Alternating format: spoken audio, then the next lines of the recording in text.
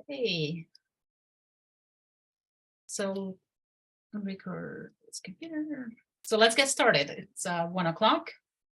So today we are going to talk about the neuroscience of belief. So I will be showing you lots of things about the brain and how it handles belief and how belief contributed to what we know about ourselves. So I will spend a great deal of time in talking about how the belief systems of scientists influence what we know about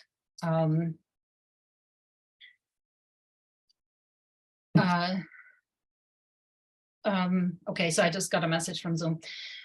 So I will be spending a great deal of time about how the belief systems of scientists had to change in order for us to understand where the self is in the brain and how that happens. There is an interesting story there. And if you think I'm too technical, please hang in there, because there is a rhyme and reason for why I'm saying it that way. Okay, then I will, at the end, basically that will be the main story of this presentation, the self in the brain and how it was found and how that operates. And then at the end, I will briefly talk about what happens when beliefs are challenged and the placebo effect. So let's start with something that I talked about last time, which is how the brain interacts with the outside world. So remember, if you remember, I said that roughly 11 million bits of information get to the brain, well, is presented to the brain, let's put it that way, every second. The vast majority of that information comes from our 7 senses. And of that, 90% comes from the visual system. So everything else is roughly by orders of magnitude smaller. So the second one is audition, then smell, and so on. So really, we can, for our purposes today, we can just stick with the visual system. So the visual system receives 90% of all the information that we get from our environment. The question is how much of that information actually gets into the brain. And that is a very interesting exercise in looking at numbers. So let's say that of the 11 million, 90% roughly is what the eye collects. So it's say 10 million bits per second is collected by the eyes every minute. Next question is how much of that leaves the retina? And it turns out that only 1 million bits per second leave the retina, right? A lot less. And then roughly 1,000 bits per second reach the visual processing areas. And it turns out that the visual processing areas are quite picky in how much information and what kind they deal with, because only 10% of the synapses are dedicated to processing external information.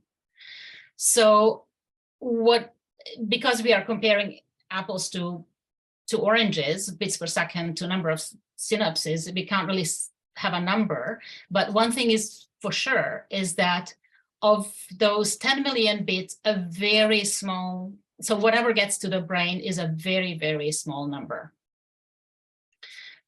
So then this, of course, raises the next 2 questions. If sensory processing takes up such little of the brain's capacity, then what is the rest used for?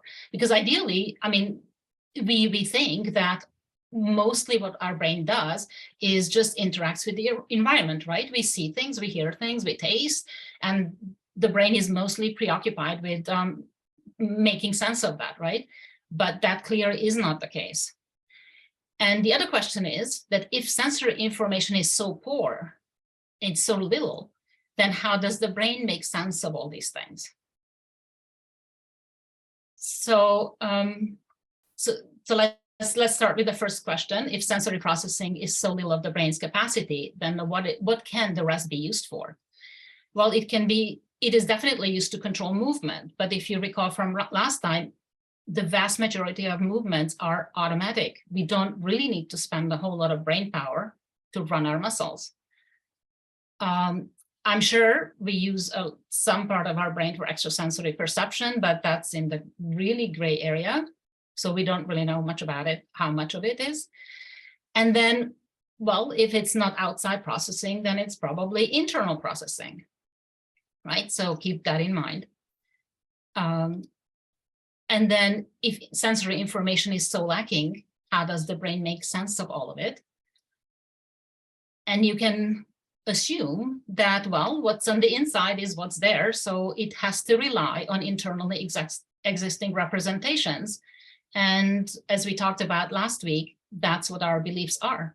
We have a whole set of ideas, concepts that exist in our selves, exist in our brains, and clearly, when the brain interprets external information, it does it with the help of what already exists there. So try to think of it as say you are looking at a blurry picture and try to make sense of what it is that you see.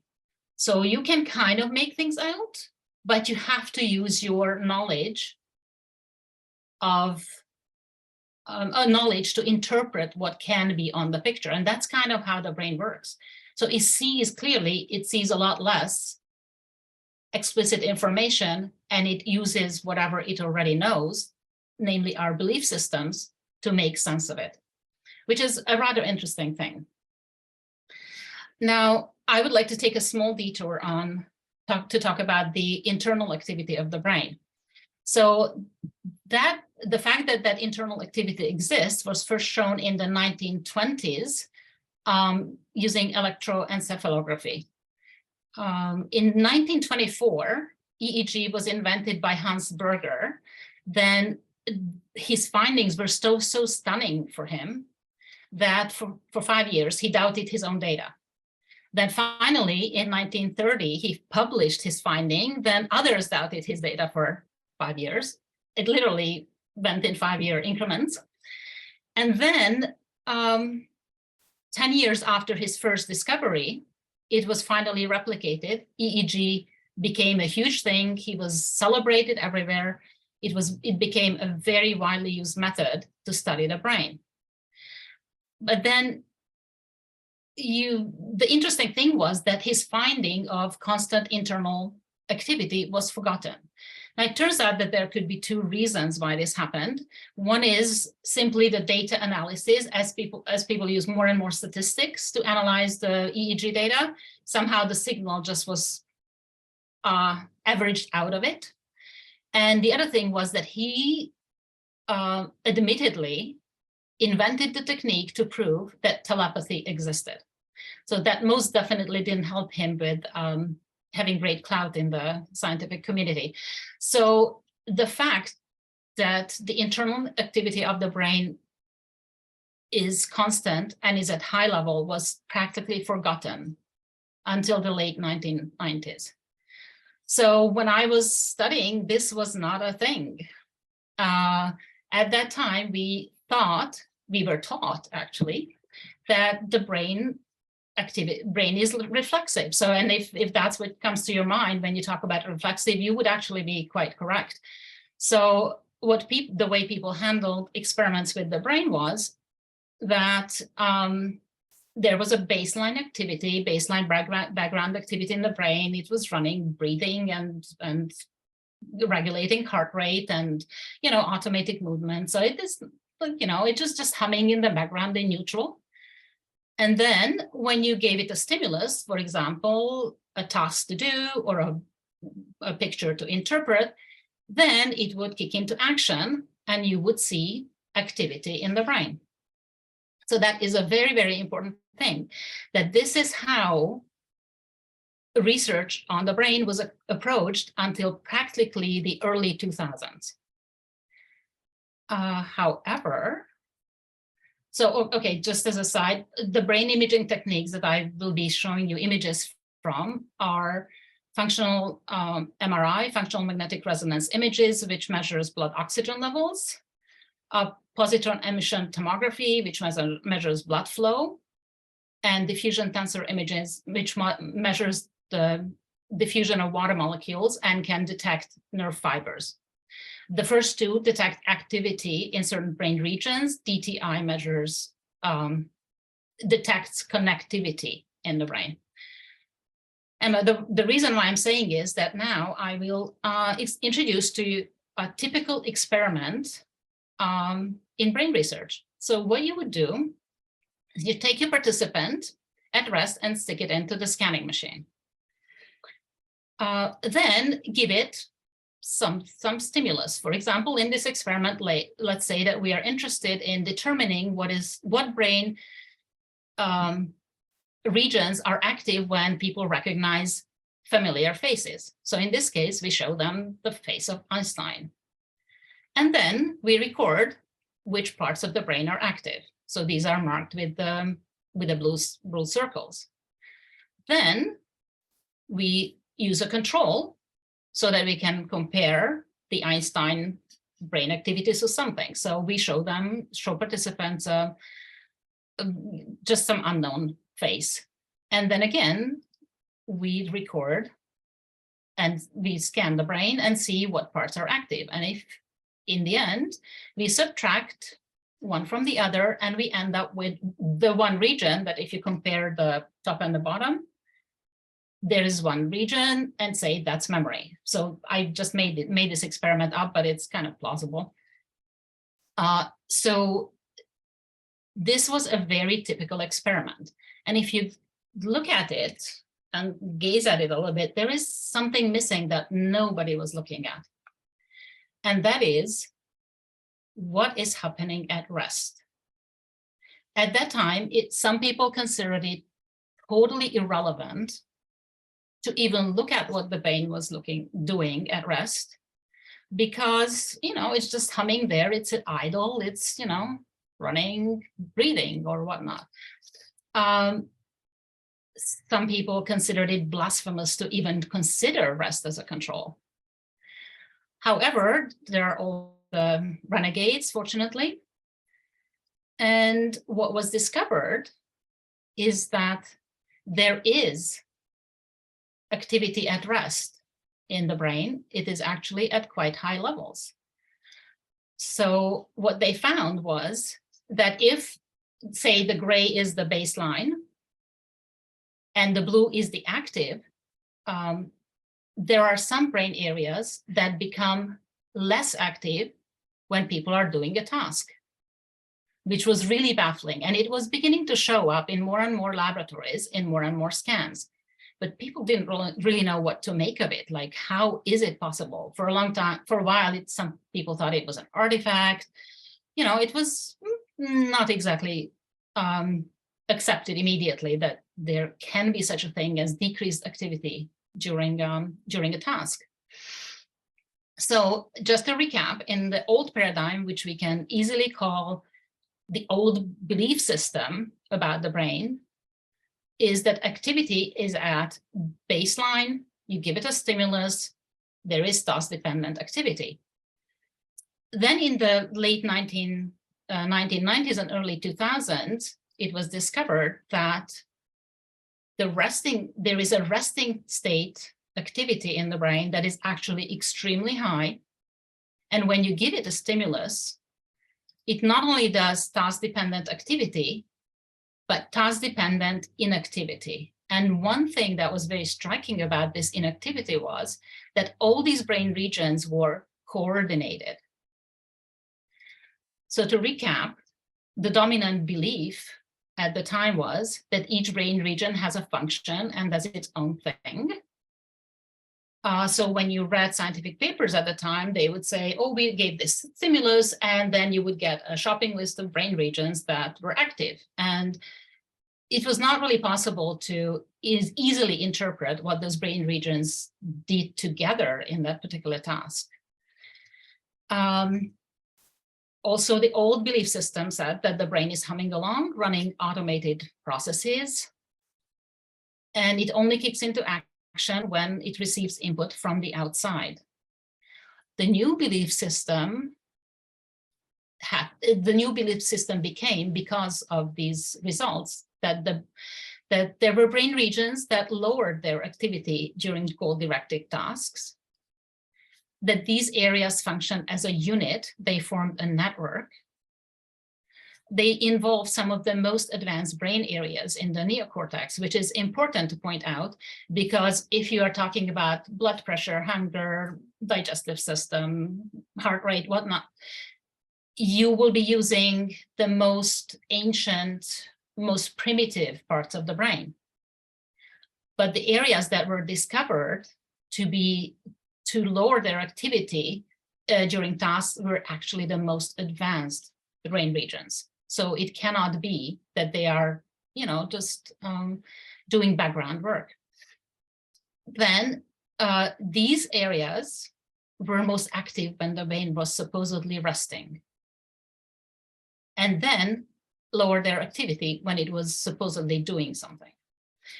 So the new belief system had to become that the brain is always busy doing its thing and only interrupts itself when there is an external stimulus to attend to or something to do.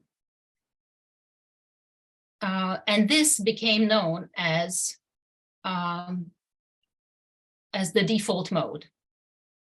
And as a result, the network that was discovered during this work was named default mode network, or DMN. And research, the very first paper that identified the default mode network as such was published in 2001. So everything that I'm going to tell you is pretty much happened since then, so in the last 20 or so years. So you can now say that, okay, it's fine, there is this activity at rest, but how important really is it? It could be that it's just a curiosity that the brain has. It's like, how important is it for us that the brain functions this way? And the second is, what does it do? To assess how important something is for an organism living, it's a good way of measuring importance is how much energy does the organism spend on that activity. So the same way, looking at how much energy the brain uses to do something is a good measure of how important it is for its functioning. And for this, I would like to go through a story. So imagine that you visit a friend who is sick, and the friend would like you to make a sandwich. It's a very specific sandwich. It's not just any that you can make on autopilot. He gives you instructions for how to layer it, what to put in it, and so on. So you really have to focus on how you bring this. You need to go to the fridge, maybe slice things, find things in the fridge. So it's a task that you really need to pay attention to. So the question is, what % of your brain's energy is needed to make that sandwich, right? You collect the bread, the salami, the cheese, the veggies, then you layer it, and then you end up with this yumminess. I would like to see your ideas on how much of the brain's energy is needed for this task. What do you think? Can you type in the chat?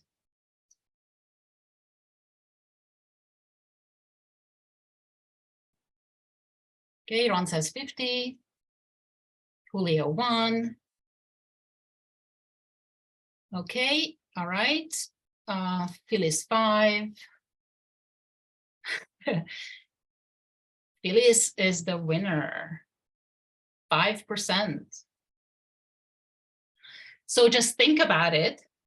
This sounds like a thing that you really have to put effort into, right? Yet your brain only used 5% of its energy to do it.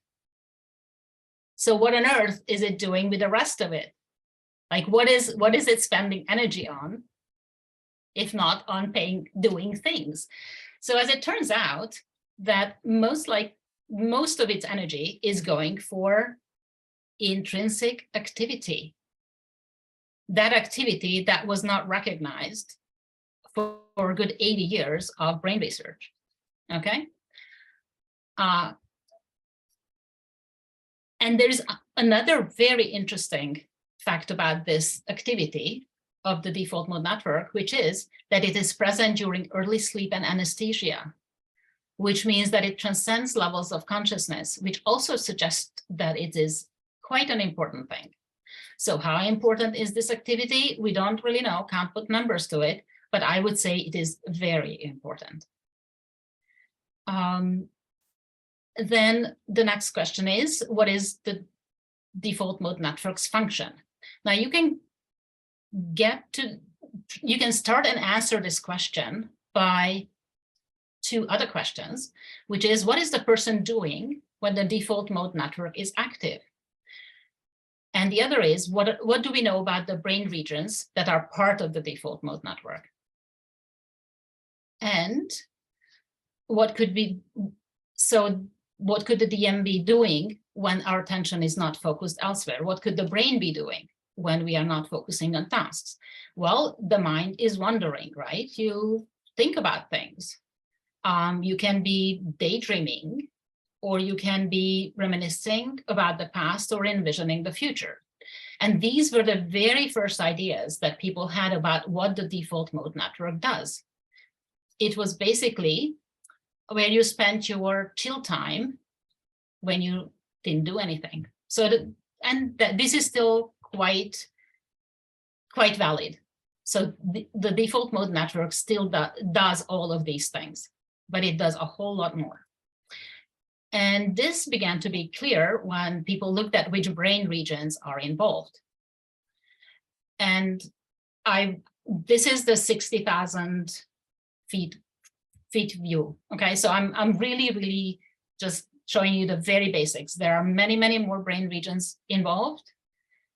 There are subsystems, subnetworks. These networks are connected in many different ways than I'm showing you. So this is really bare minimum. So the most important part of the default mode network is a medial prefrontal cortex. The second one is the posterior cingulate cortex. And the third one is the inferior parietal lobule. And if you look at from a different orientation, the medial prefrontal cortex and the posterior cingulate cortex are internal, like midline structures. So you can see them when you separate the two hemispheres and open the brain. So you're looking at the inside of the brain. You can see kind of where they are. And the inferior parietal lobule is on the outside of the brain. You can see where that is. Okay. And this is how they are connected. This is an image created by diffusion tensor imaging. And what you see in the front is the big blob, is the medial prefrontal cortex. And you can see that it is directly connected with these fibers that are labeled green to the posterior cingulate cortex. And on the side, there are the interior parietal lobules. And you can see that there are a lot of fibers. These are nerve fibers. These are the axons of the neurons running from one to the other. And the coloring by convention is always that the green is running front to back or back to front. The red is going side to side, so one hemisphere to another, for example, and the blue is always vertical fibers, so up to down. But you can see that humongous number of connections exist outside, between, like among these three regions, and from these regions to other areas of the brain. So the next question is, what do these brain areas do? And as I said, they do many more things. These are just things that are important for us today. So the medial prefrontal cortex does self-directed thoughts and judgments. It is involved in emotional processing, social cognition, and decision-making. The posterior cingulate cortex is involved in recollection of prior experiences, and that means your memories about stuff that happened to your life, or memories of, which is the autobiographical memory, and episodic memory, which you remember events. And these two memories overlap. The PCC also integrates spatial and interoceptive representations of the body. And that is very important because we are not only talking about information that is coming from the outside, but from our body.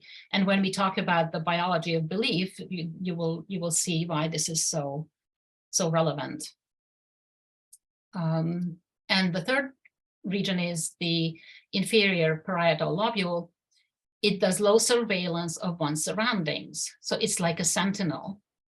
Think of it's not an active process that it does. It's just basically just, you know, it's following everything that is happening, all of that outside of conscious awareness.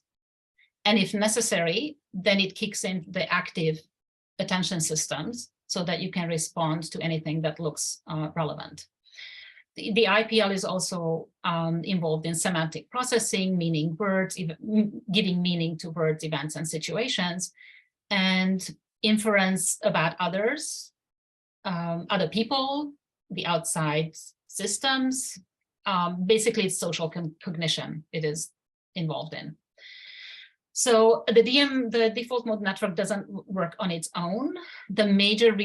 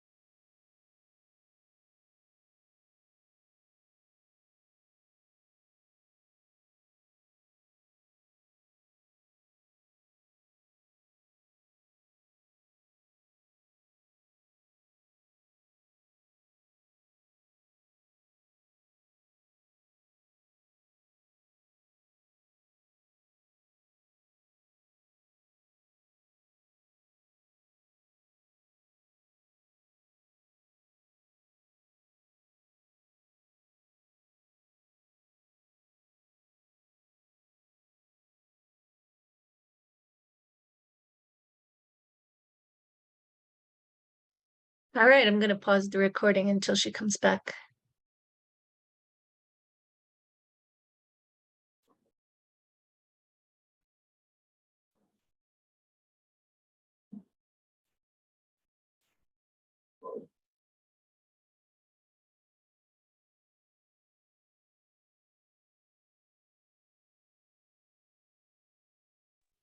Melinda, you're muted.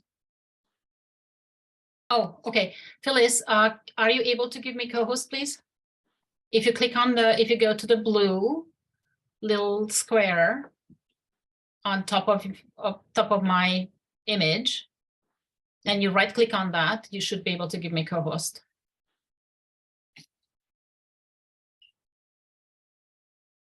When I left click on it, Well, yeah, right something. click on it, nothing happens. If I left Okay, click then on left it, click. Okay. I have mute, stop video, chat, pin, spotlight for everyone, rename, allowed to record local files, allowed to multi-pin, put in waiting room, remove, or report. Okay. Brent, are you there? Brent is there, yeah.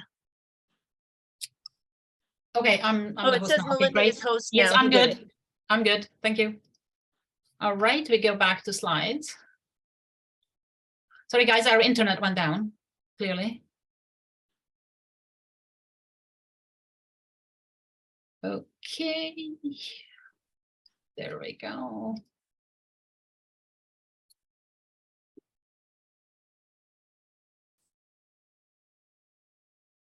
So am I making sense until now? Yes. Okay, Very clear. thank you. Okay, it's loading. It's 170 slides, so yeah.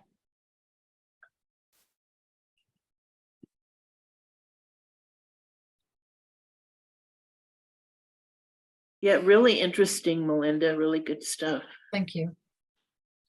Okay. Okay, let's walk.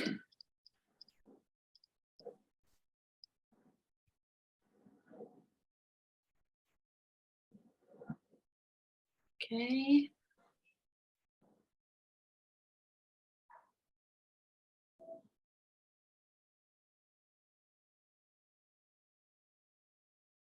We were here.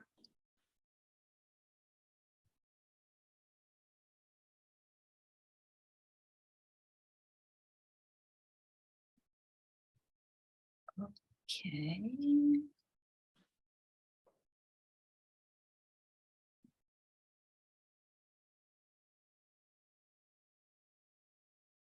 All right. And we were here, right? We were at the limbic system. Yes, that's what. Okay. Okay. So the limbic system is much more complex than what I'm mentioning here, but these are the most important things for us at the moment: emotion, behaviors, memory, and decision-making. Oh, and the mirror neurons. Okay, so the mirror neurons enable us to learn behaviors from others. It is one of the first, primates do it a lot. I mean, little monkeys you see copy their parents or copy humans. So it is extremely important for social cognition. And the last region I want to emphasize is the insula. Now, it's a very interesting thing in how it's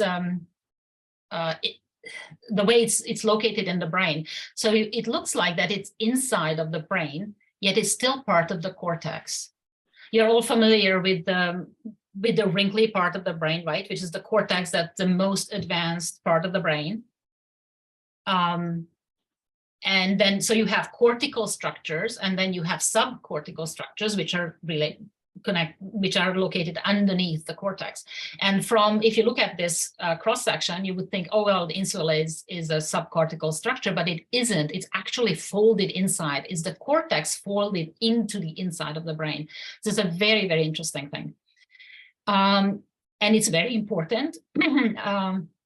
We will meet it later today, and also when we talk about the biology of belief. It's a very important, very interesting part of the brain.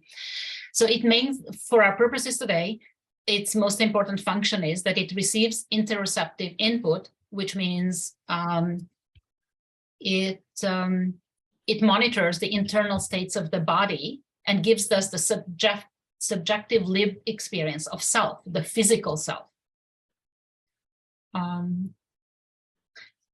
And just to recap, the default mode network's major function is to form and maintain our sense of identity, to help us form judgments about self and others, and to carry out mental simulations of possible events, situations.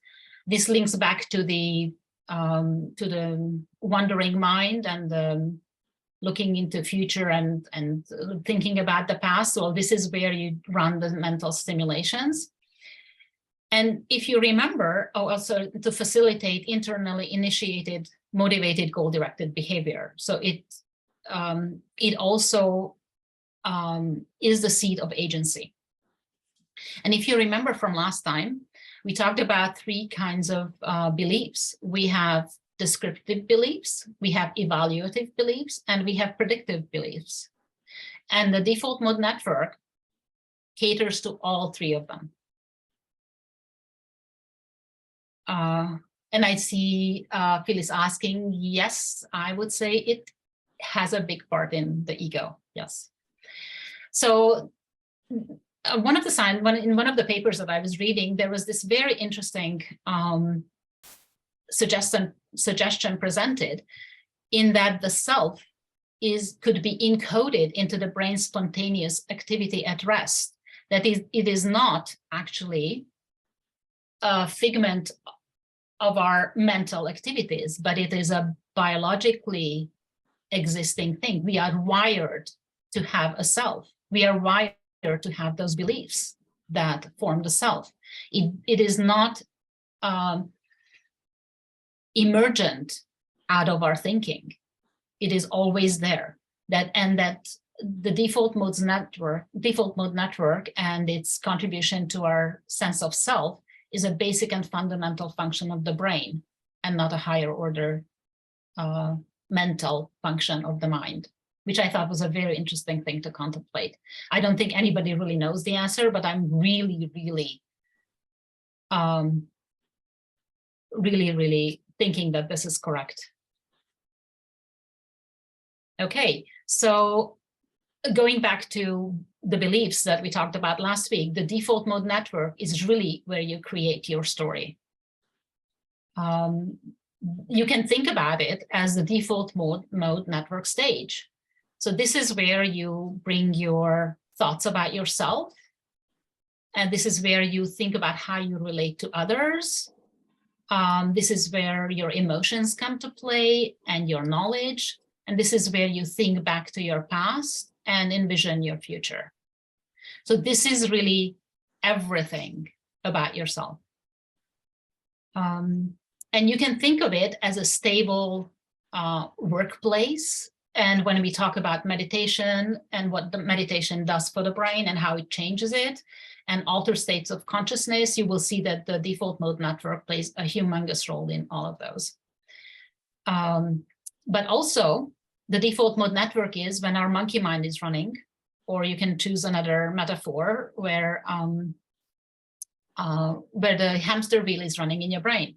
So all those recurring negative thoughts, everything that we just keep repeating to ourselves, that is all also happening via the default mode network. Okay. Now, the discovery of the default mode network was very important because that helped change the thinking about the brain. It was realized that there are not these isolated bits in the brain that do this and that or the other, but there are large-scale networks in the brain that have coordinated activity within them and among them. And currently, it is recognized that there are 7 such networks. The first one is the auditory. I'll go in order in which we don't really need to, the first few we don't really need to worry about today. So there's the auditory network, there's the sensory motor network, there's the visual network, then there is our good friend, the DMN. Then there's the executive control network. And think of the executive control network as the corner office. It tells the brain what to do when there is a task to do. So it's the boss at that time. Then there's the salience network, which, as the name suggests, evaluates things. It kind of tells the brain how important whatever it is, whatever stimulus is. So whether or not it's an outside stimulus that it needs to pay attention to, it's an inside stimulus. It's kind of the balancing scale of the brain. So its specific function is to direct attention to the relevant stimuli, and it decides what relevant is. And then the last large network is the dorsal attention network, which works very closely with the corner office, with the executive control. Executive controls, this says what to do, and the dorsal attention system does it. So they kind of work in tandem. Now, this is mainly just for you to see what it looks like. So the different, I just labeled the most important ones, but you can see how widespread, how all over the place these regions are and how interconnected. And this is just the main network. So whatever is not colored, there's still stuff happening there. It's just not part of the most important networks. It's mostly for you to have some kind of an idea what it is that it really looks like in 3D. Then as people started to work with the network concept, they started to realize that the relationship between the networks is extremely relevant to how the brain functions. So as I said, the default mode network is at high activity at rest when the dorsal attention network and the central executive are not doing much, right? That's how it was discovered, right? At rest, this is what's happening at rest. And what decides which one is going to be more active is the salience network. oh, we jumped a little bit. Okay, is the salience network. Okay. On the other hand, when the dorsal attention network and the central executive network are active, the default mode network is not so active, but notice the slope is different. So it was discovered that the DMN is never not active. It happens that the attention and central executives are really, really not doing much, but the DMN is always doing something. And it is just less active, not inactive. So that led to the conclusion that the DMN is always active. It does internal processing and passive monitoring of the environment, be it internal or external. And it is the most connected part of the brain. If you recall that image that I showed you with the connections with the fibers, it is the absolutely most connected part of the brain. It integrates all the information and it helps us generate the higher order thinking about ourselves and everything else. Okay. Oh, and if you recall from last time when we talked about how new beliefs are accepted depending on what is already there, right? The already existing belief system determines which new beliefs will be accepted and how they will be analyzed or treated, and how easily they will be incorporated into the existing belief system. Well, the biological equivalent of that is that the brain's activity in the DMN and its relationship to the executive and attention networks, this dynamic relationship determines how these new inputs will be treated. So this is really where we decide, oh, well, it's decided whether or not a new piece of information will be accepted, which also tells you that it is not a static thing. It could be that depending on what state of mind you are in, a new piece of information may be acceptable at one time and not the other time. So this is a very, very dynamic system. And that is what I just explained, that the brain activity during rest is influenced by prior experience, whatever it already experienced, whatever we believe already, and the state of the body at the moment. So prior experience is a given, but state of the body at the moment, frame of mind is very, very fluctuating, and this is where it's all decided. And it is also very interesting that when it was assessed how much brain activity during rest influences people's performance later on a goal-directed task, it was found that it has a profound influence. It in fact has a predicting, it is a predicting factor in how people do during a goal-directed task, which brings me back to the comment of, if you let your DMN run as a monkey mind, you will not perform nearly as well on a goal-directed task as if you kept it at an even keel and kept it happy, right? But, I hope that made sense. And so the next thing is that I will just really briefly cover what happens when our beliefs are challenged. And given that whatever research I talked to you about is really quite recent, there is not a ton known about it, but there are interesting things surfacing. So there's a study I found where people's political beliefs were challenged by counter evidence. And the reason for choosing political beliefs was twofold. One is that political beliefs, just like religious beliefs, are very, very personal. They usually define people's social identity.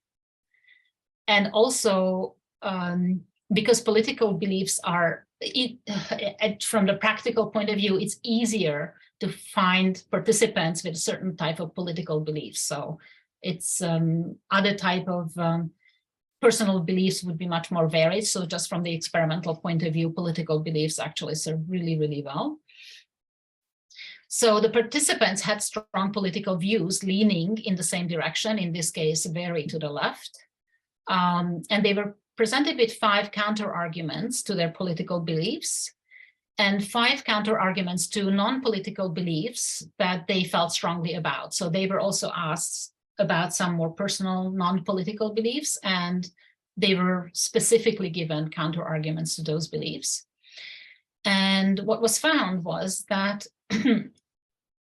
that the political beliefs activated different regions in the brain than the non-political beliefs, which was rather interesting. So if you look at the red and yellow coloring is where the brain was active when where the political beliefs were challenged, and the blue and green where the non-political beliefs were challenged. It's, as you can see, it's very clear they're different brain areas. And the political beliefs challenge activated the default mode network, right, our self, the amygdala, which is about emotions, and the insula, which, as I said before, is involved in the sense of self at any given moment. Now, the non-political beliefs were much more in activating the regions of the brain that are involved in much more higher order mental functions. Ones that it's the dorsolateral prefrontal cortex and the orbital frontal cortex.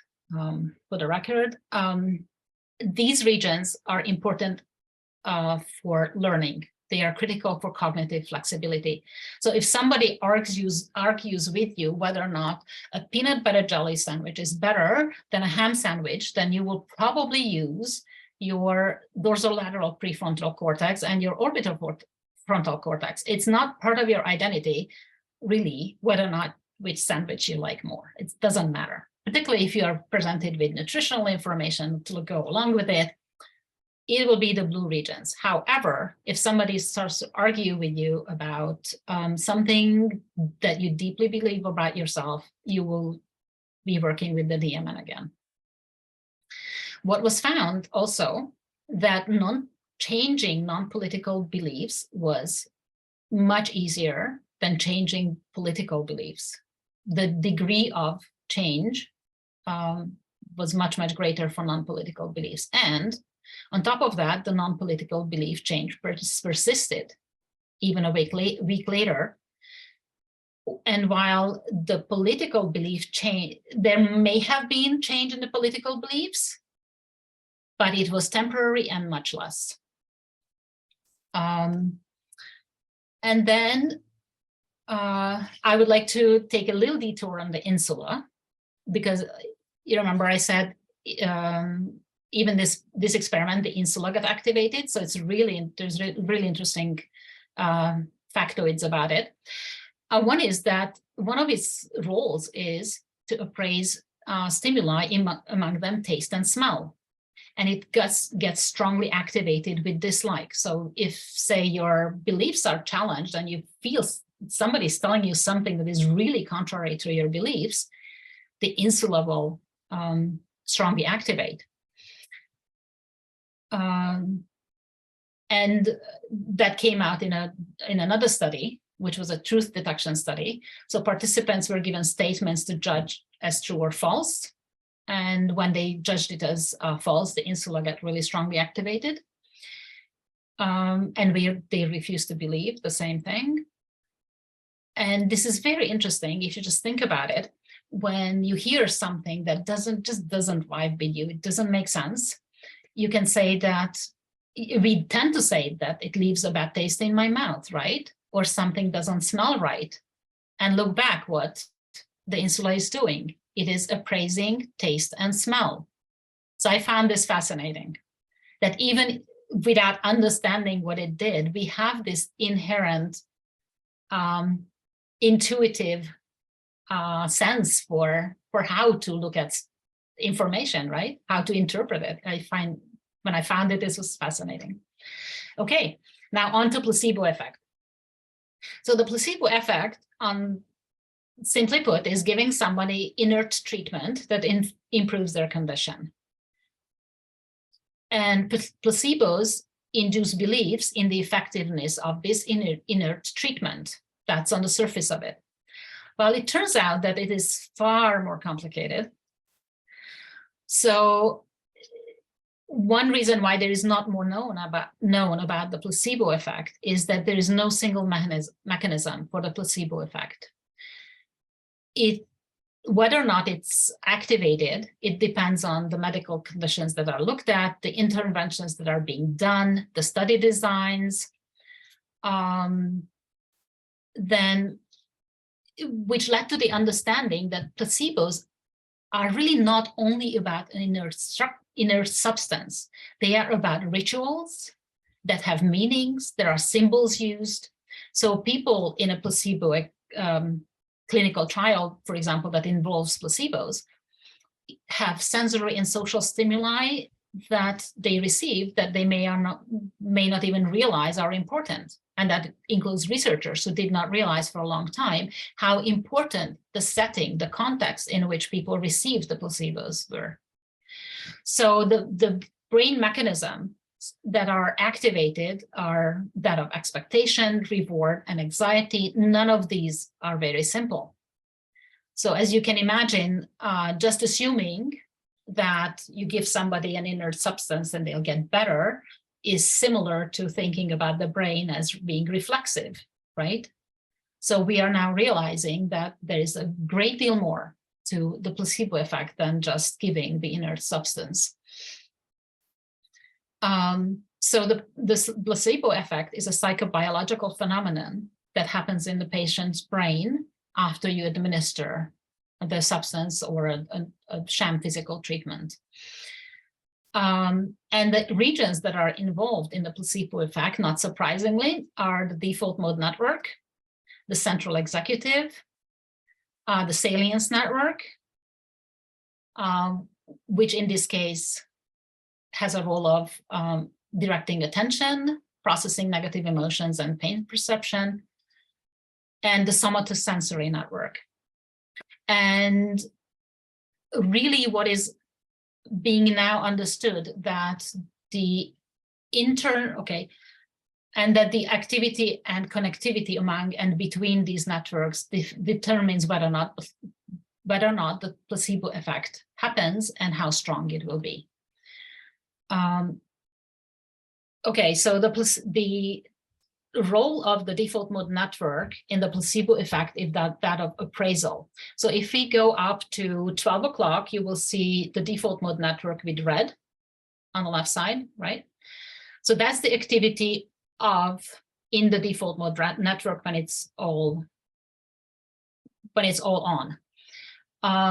The other things that are involved in appraisal are self-generated, I'm going clockwise from the top, self-generated positive emotions. These activate the regions that are marked in yellow. Then the self-generated negative emotions activate the blue regions in the next image. Then when you are thinking about value and reward, when you process reward, you're activating the regions in purple. Social cognition activates the green regions, then self-focused cognition, the orange regions, and placebo, the regions that are, some red, purple, some mix of all. So in the middle, you find the common areas that are used for emotional appraisal of things. So this is the contribution of the default mode network. It kind of combines these self-generated emotions, processing of value and reward, social cognition, all of those, and combines them and comes up with some sort of an outcome in how you assess the placebo that is being given to you or the process that you are undergoing. And the other two regions that are important are the central executive and the salience network. So there was a study that showed that the stronger the connectivity was between the central executive and the salience network, the stronger the placebo effect was. again, this is one of the early studies. There is not a whole lot more understood. But it just shows that it's not only important what is active, but how strongly they are connected and how together they work, or how opposite of each other they work. And that's the last piece of data that I want to show you is that placebo actually changes the connectivity of the brain, or at least it has the ability to do that.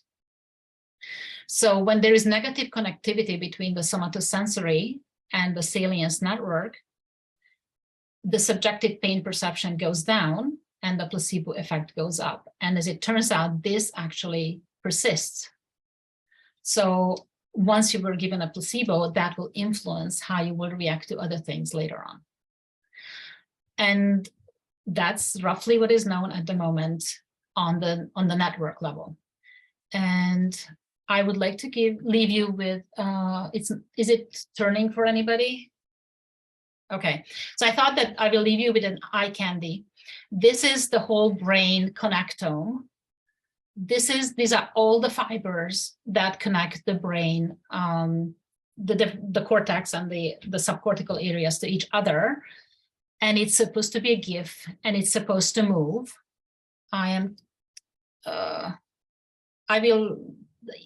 the link is at the bottom of the slide if you want to look it up. It's a fascinating turning GIF. You can see the red fibers going side to side, and in the middle you will be able to see the corpus callosum, which is like a huge band of red. Is the band of fibers that connects the two hemispheres, and the blue is blue fibers go from the top of the brain to the spinal cord, and the green fibers go from back and forth. Yeah, I will try to put the link in the chat room. And let me do that. And that's what I had for today.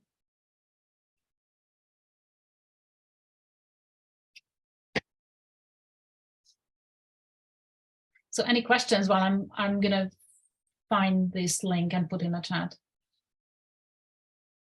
So you were saying that the old-fashioned way we were taught was there was one part of the brain like for speech and one part for short or long-term memory. And that is all BS, because that last picture you showed is really what's going on. Mm-hmm. Yeah. What I'm saying is that it's a very, very limited,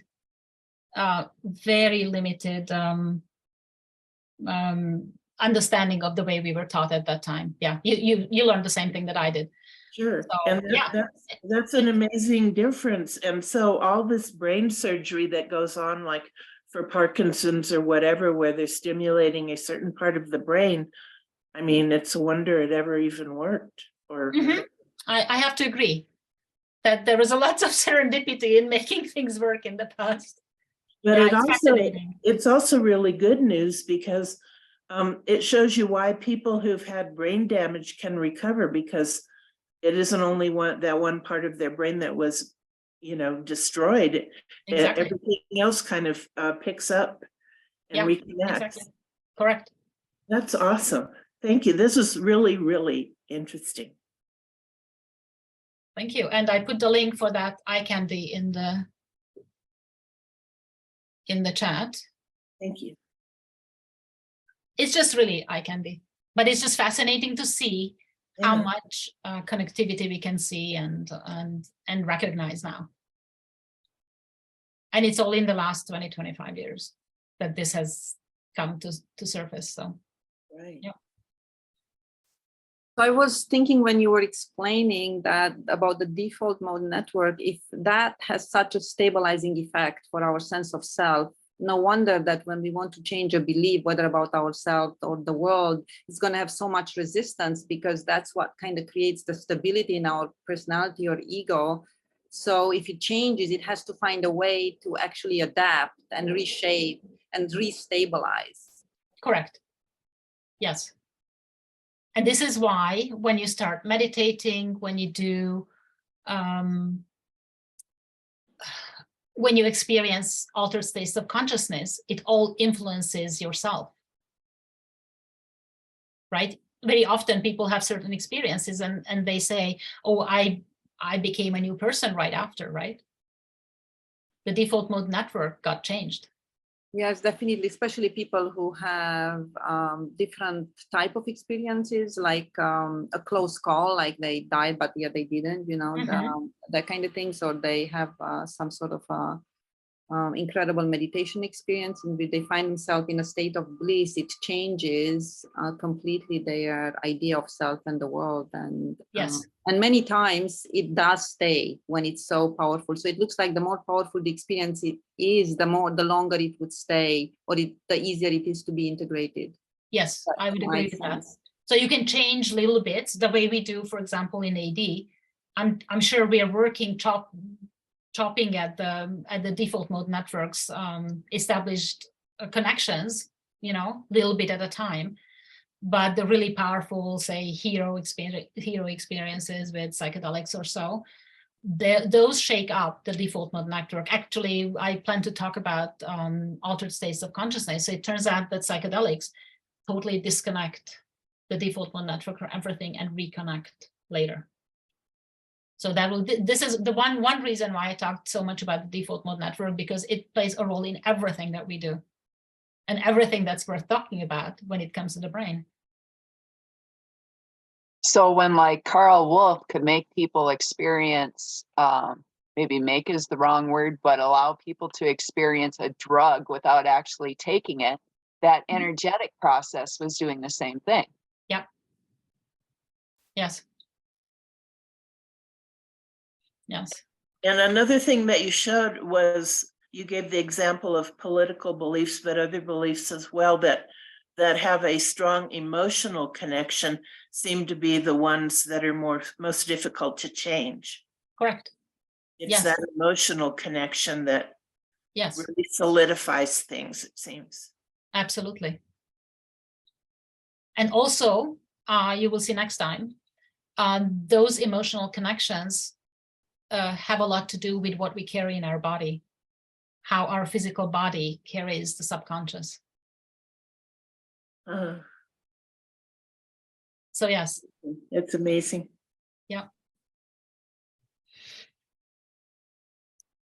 So, okay.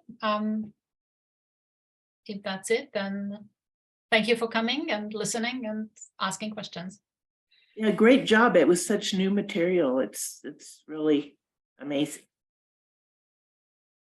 Yes, this was fascinating, especially the part that Linda just brought up where you could show proof, you could show evidence of the belief is wrong, what they believe politically, and yet the cognitive dissonance sets in and they're not going to, Yeah, absolutely.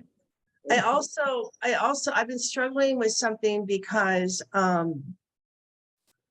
my daughter-in-law and her sisters ride horses, and there's a girl in the group who was pregnant, and everybody kept telling her, you're pregnant, you're pregnant, you're pregnant. And she kept denying it. And she gave birth on a toilet. And everybody wants her to say, okay, I was pregnant. And I have said to them, drop it.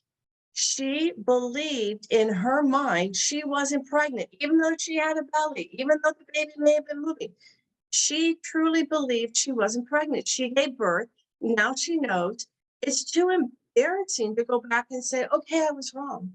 Just accept the fact the baby's here and get over it. Yeah.